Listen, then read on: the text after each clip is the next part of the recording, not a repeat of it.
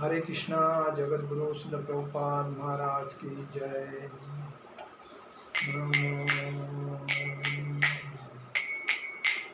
जय राधा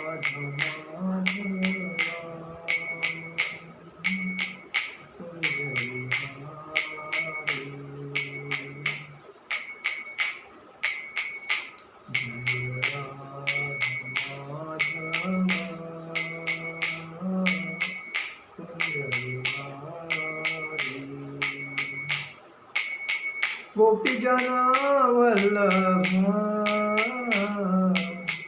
गिरिवरधारी। गोपी जना वल्लभा गिरिवरधारी। यशोदानंदन व्रज जननंदन यशोदानंदन व्रज जननंदन यमुना तीरावनचारि यमुना तीरावनचारि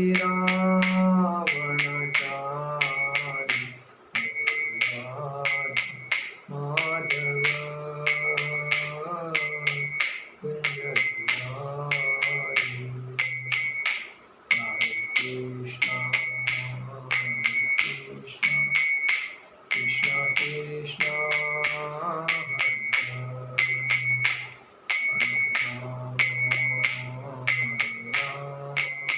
कृष्णा हरे हरे हरे राम राम राम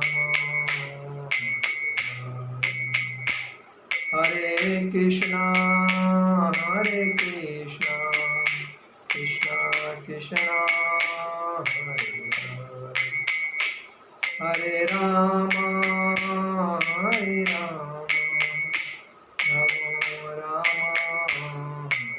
हरे।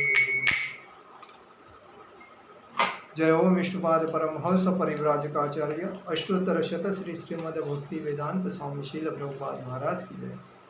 जय ओम विष्णुपाद परमहंस परिव्राजकाचार्य अष्टोत्तर शत श्री श्रीमद भक्ति सिद्धांत सारस्वती ठाकुर शील प्रभुपाद महाराज की जय।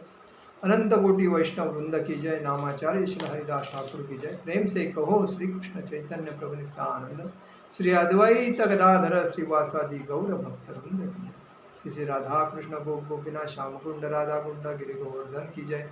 वृंदावन धाम की जय।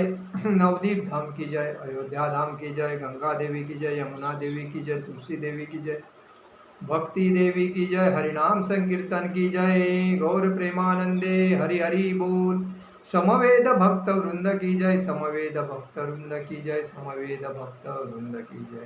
श्री श्री गुरु गौरांग की जय। ओम ज्ञानतिमिरान्धस्य ज्ञानञ्जनशलाकया चक्षुरुमिलितेन तस्मै श्रीगुरुवे नमः। श्रीचैतन्यमनोभीष्टं स्थापितेन भूतले स्वयं रूपकदामं ददाति सुपदान्तिकं। वन्देह श्रीगुरुवैष्णवाञ्च श्रीरूपसाग्रजात सहगण रघुनाथान्वितं सञ्जीवं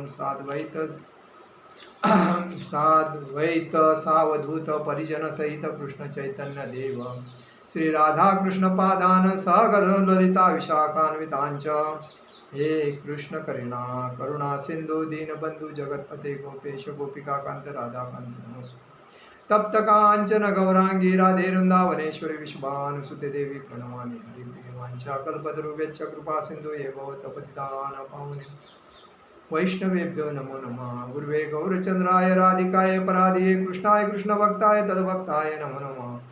ओम नमो भगवते वासुदेवाय। ओम नमो भगवते वासुदेवाय। ओम नमो भगवते वासुदेवाय। श्री श्री गौरताय भगवान की जय। श्री श्री कृष्ण बलराम जी भैया भगवान की जय। ललिता विशाखा श्री श्री राधा श्याम सुंदर जी भगवान की जय। श्री जगन्नाथ जी सुभद्रा बलदेव जी भगवान की जय। ओम नमो भगवते वासुदेवाय। ओम नमो भगवते वासुदेवाय।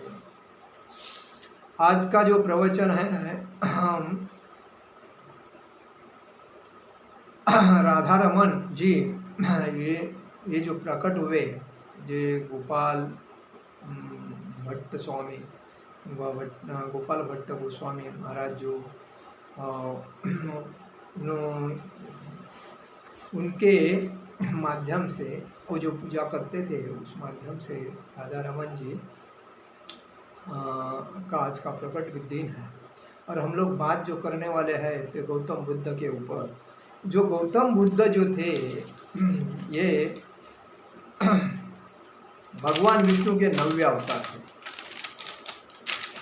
गौतम बुद्ध भगवान विष्णु के 9वें अवतार थे। उनका जन्म 563 ईस्वी सन पूर्व में नेपाल के लुम्बिनी वन में हुआ था। उनकी माता माया देवी, महारानी माया देवी अपने नैहर देवदह जा रही थी। कहा नैहर देवदह जा रही थी तो रास्ते में उनका जन्म हुआ।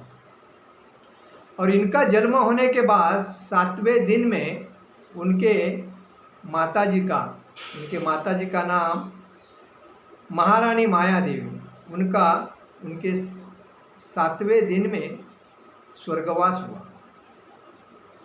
उसके बाद में उनकी मौसी बोलते हैं, उनके माताजी की बहन, उन्हें उनका बुद्ध का लालन पालन किया। उनका जन्म जब हुआ था तभी उनका नाम सिद्धार्थ रखा था। ये क्षत्रिय कुल के राजा शुद्धोधन के घर में जन्म हुआ था। उनके पिताजी का नाम क्या था? शुद्धोधन। उन्होंने 16वें साल में उनका विवाह हुआ था। उनके पत्नी का नाम यशोधरा था। उनको विवाह करने के बाद एक संतान हुआ था, पुत्र संतान, उसका नाम राहुल था। उन्होंने विश्वामित्र गुरु उनके गुरु कौन थे? विश्वामित्र थे। उन्होंने उनसे कुश्ती का, घोड़ दौड़ का, तीर कमान मारने का, रथ हाँकने का प्रशिक्षण लिया था। राजकारण का भी और युद्ध विद्या शिक्षा भी लिया था। और उन्होंने उनको गुरु मान के वेद और उपनिषद भी पढ़े थे। उसके बाद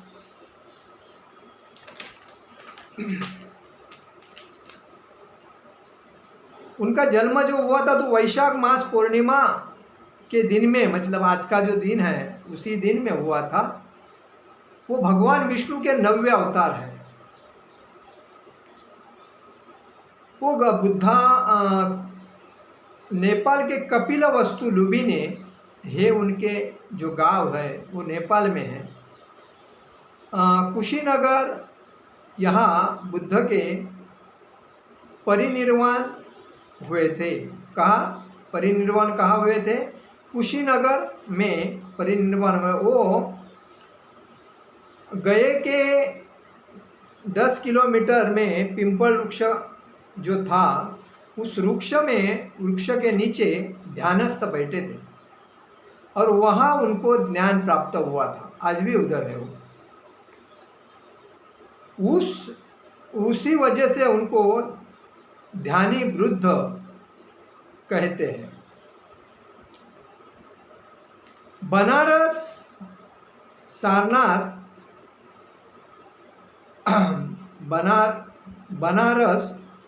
सारनाथ यहाँ धर्म का उपदेश करके धर्मचक्र प्रवर्तित किया। अनेक स्तूप, मंदिरें, शिल्पबद्ध शिला, अशोक स्तंभ और बुद्ध मूर्ति है।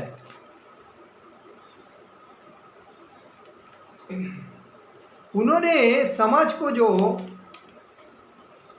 5 ज्ञान के विषय कहे थे, जो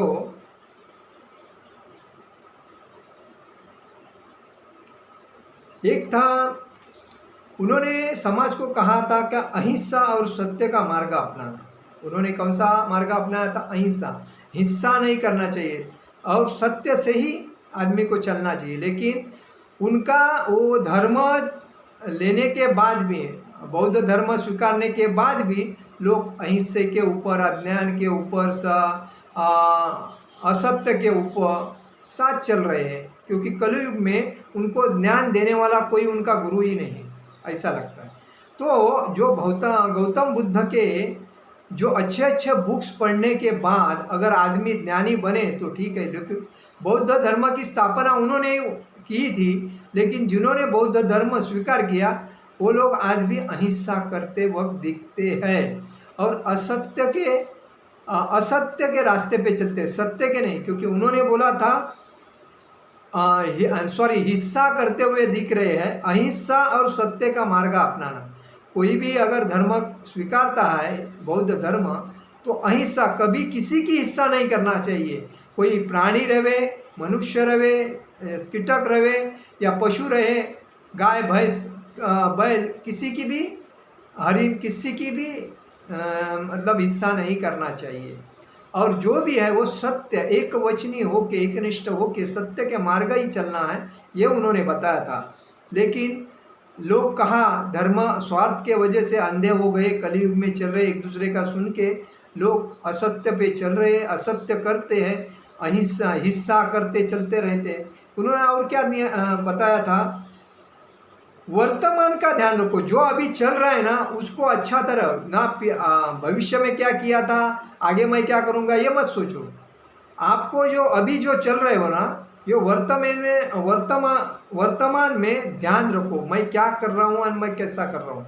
एक ये वर्तमान में ध्यान रखो, ये कहा था। उसके बाद दूसरा, क्रोध से नुकसान होता है, कभी भी कोई भी चीज़ पे क्रोध मत करो, किसी के ऊपर गुस्सा मत करो। अगर कोई भी क्रोध करता है तो तुम शांत हो जाओ, तो क्रोध बन के नुकसान हो जाएगा तुम्हारा भी और सामने वाले का, तो क्रोध मत करो, ये बोला था दूसरा।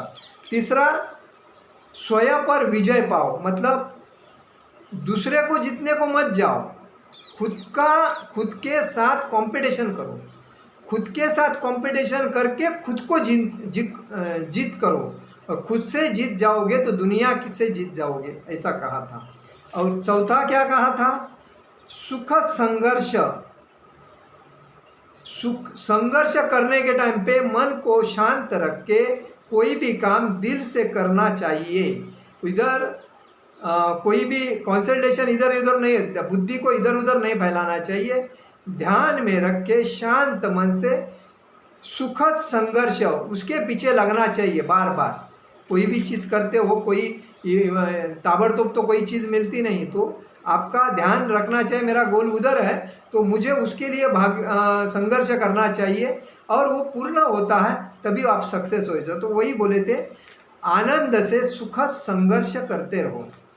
और पांचवी कहा था, खुशियाँ बांटो, मतलब तुम खुश हो, तुमको अगर कोई जानकारी होती है कोई चीज़ की तो दूसरे को बताओ। आज लोग क्या करते हैं, अपना ज्ञान अपने पास ही रखते हैं, अगर बताएगा तो वो चोर आगे जाएगा, मेरे आगे जाएगा तो मेरा घाटा होएगा। तो ये बुद्धि आदमी को ही मतलब खुद को कंगाल बनाती है। मतलब देखो, पानी कोई भी रहता है ना, वो बहता पानी शुद्ध होता है, और पानी जम जाता है तो उसमें कीड़े तैयार हो जाते हैं, गंदा हो जाता है। तो वैसा तुम्हारी अगर बुद्धि है, तीक्ष्ण है, तुम ज्ञानी हो, तो तुम्हारा ज्ञान समाज में बांटो, वो किसी के काम आवे या नहीं आवे, लेकिन तुम्हारा फर्ज क्या है, तुम ज्ञानी हो तो तुम्हारा ज्ञान दूसरे को दे दो, दूसरा ज्ञानी बनेगा, तीसरे को बोलो, तीसरा ज्ञानी बोलेगा, पांचवे को बोलो। इसीलिए मैं बोलता हूँ, मेरा जो चैनल है श्रीमान ललित कृष्ण दास, ये चैनल का जो लाल बटन है सब्सक्राइब करो, तो मैं जो ज्ञान देता हूँ तो आपको हर टाइम में ऑटोमेटिक मिलता रहेगा। क्योंकि आप क्या करते हैं, वीडियो देखते हैं और छोड़ देते हैं, तो कभी भी मेरा फ़ायदा मत करो, लेकिन तुम्हारे ज्ञान के लिए तुम उस चैनल को सब्सक्राइब करोगे तो मैं जो भी वीडियो आपको शेयर करता हूँ, मतलब लोड करता हूँ, तो आपको तुरंत घंटी बजेगी, हाँ बाबा ये वीडियो आया, इसको देखना है। तो यही, और आपके जो आजू बाजू के लोग रहते हैं उनको भी बताओ कि बाबा इनका चैनल सब्सक्राइब करो, मेरे फ़ायदे के लिए, आपके फ़ायदे के लिए, ऐसा बोल रहा हूँ। क्योंकि मैं हर चीज़ का ज्ञान बांटता हूँ, और ज्ञान बांटने से बढ़ता है। और ज्ञान न बांटने से घटता है। तो ज्ञान बांटना चाहिए कभी भी। तुम्हारे पास पैसा है, तुम्हारे पास संपत्ति है, तुम्हारे पास बहुत कुछ है, तो तुम तुम्हारे पास रखो मत, क्योंकि तुम आने के टाइम पे कुछ लाया नहीं था, इधर से पब्लिक से लिया, तो तुम दूसरे को बांटो, दो। अगर तुम्हारे पास तुम्हारे लाइफ के लिए जितना है, तुम्हारा समझो 50 उम्र है, तो और 50 जीवोगे, मतलब 100 साल जीवोगे, 100 साल के लिए कितना लगेगा उतना रखने का। और बाकी जो जो संस्था है, जो जो गरीब है, जो जो एरिया में बहुत गरीब है, जिनको खाने को मिलता नहीं, कपड़ा लत्ता नहीं मिलता, ऐसे लोगों को बांटो। तो बांटने से तुम्हारा जो ब्याज का, एक महीने आदमी देखा वो सबको कुछ ना कुछ, उसने कुछ मांगा ना तो उसको डायरेक्ट उसके अकाउंट में पैसा भेजता है, उसको जो चाहिए उसको। उसने एक व्यक्ति ने उसके पास लड़की मांगी शादी करने के लिए, उसने उस लड़की को बोला कि भाई जाके उनसे शादी करो, वो भी उसने दिया। मतलब ऐसे लोग भी समाज में है, तो ऐसे खुद बनो। मतलब ज्ञान बांटने से बढ़ता है, वैसा तुम्हारे पास संपत्ति है दूसरे को दे दो तो तुम्हारी संपत्ति बढ़ती जाएगी। भगवान क्या बोलते हैं कि तुम्हारे पास जो भी है ना वो मैंने दिया है, तुम लेके नहीं आए थे लेके नहीं जाओगे। तो तुम्हारा गीता क्या बोलती है, भगवान के शब्द से क्या बोलते हैं, आज तुम्हारा तो कल दूसरे का होएगा। तो तुम्हारे खानदान में तुम उसको रख लेंगे तो वो आपके बाल बच्चे आलसी हो जाएंगे, बराबर है। तो उससे बेटा उनको अपने पैरों पे खड़े करो, उनको कमाने को लगाओ, और तुम्हारे लास्ट टाइम तक जो तुम्हारा उम्र है उतने तक तुमको रखो, और बाद में जिसका भी है जितना भी है वो बांटो। तो यही वो बोले है कि खुशियाँ बांटो। मतलब आप खुश है, आनंद है, तो लोगों को उसमें इन्वॉल्व करो खुशियों में। तुम्हारे घर में कुछ प्रोग्राम है, लोगों को बुलाओ। तुम्हारे घर में कुछ इनविटेशन, मतलब बड़ा प्रोग्राम है, तो लोगों को प्रसाद खिलाओ, खाना खिलाओ, ब्राह्मण को वैष्णव को बुलाओ, उनको कपड़ा लत्ता पैसा वगैरह बख्शिश दे दो, तुम्हारा आनंद हो जाएगा। और लोग जो गरीब है उस गरीब एरिया में जाके कुछ ना कुछ कपड़ा लत्ता बांटो और उनको कुछ ना कुछ देते रहो। उनको किसी के घर एरिया में कुछ सुविधा नहीं है, पानी की सुविधा नहीं, लाइट की सुविधा नहीं, घर बांधने की सुविधा नहीं, उसका घर बांध के दे दो, तो तुम्हारा धन दुगना हो जाएगा, क्योंकि उसके आशीर्वाद मिलते हैं। तो यही बोल रहे हैं बुद्ध महाराज कि तुम खुशियाँ बांटो। तो ये हमें करना चाहिए कि हम स्वार्थी नहीं बनना चाहिए। आज हर आदमी क्या होता है, अहंकारी बनता है।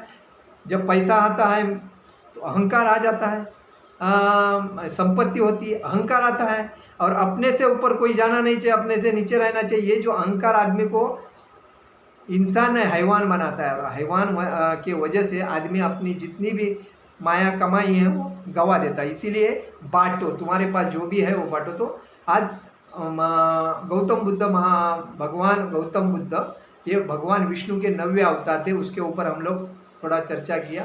तो धर्म जो लोगों ने बनाए हैं, तो ब्राह्मण वैष्णव क्षत्रिय जो है, ब्राह्मण क्षत्रिय वैश्य शूद्र, तो उसमें कोई बौद्ध धर्म आया है, मुस्लिम धर्म आया है, क्रिश्चियन धर्म आया, ये जो है ये लोगों ने बनाए हैं। लेकिन इसमें मेन सनातन हिंदू धर्म है, और सनातन हिंदू धर्म एक करोड़ों सालों से आया है। इसमें भगवान के कितने अवतार हो गए, लेकिन वो धर्म एक ही है। और उस धर्म की जब हानि होती है तो भगवान खुद सृष्टि पे आ जाते हैं। इसीलिए सबसे श्रेष्ठ धर्म सनातन धर्म है। तो कहने का मतलब है विचार अच्छे है, कभी भी किसी के साथ दोस्ती करते हैं तो विचार अच्छे उसके है, तो उसमें अच्छे विचार लेने का, उसको ठुकराने का नहीं, विचार अच्छे रखने का, रिलेशन अच्छे रखने का, और अपना काम करने का। मेरा आज का प्रवचन यही समाप्त करता हूँ। हरे कृष्णा कृष्णा कृष्णा हरे हरे, हरे राम राम राम हरे हरे। जगत गुरु शिल प्रभुपाद महाराज की जय, परम पूज्य लोकनाथ स्वामी महाराज की जय, निताई गौर प्रेमानंद, हरे हरि बोल।